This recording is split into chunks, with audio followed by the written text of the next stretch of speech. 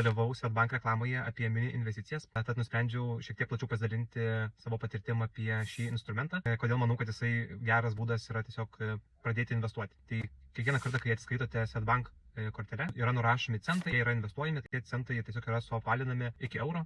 Jeigu perkate kažkokį produktą už 5,50 €, tai 50 centų nukeliaus į Swedbanko fondą, tai tie pinigai bus tiesiog investuojami. Iš pirmo žvilgsnio atrodo, kad tai yra labai maža pinigų suma, kuri nelems jūsų ateities, tačiau mėnesio pabaigoje jau galite pamatyti, kad jūs investavote kelis ar net keliasdešimt eurų. Na, metų eigoje susidaro gana reikšminga suma, kurią jau tikrai net negalvodami atsidėjote savo ateičiai, būtent investavote. Kokie yra privalumai? Tai visų pirma, jūs investuojate mažas pinigų sumas, kurių net nepastebite. Tai kiekvieną kartą tiesiog atsiskaitant.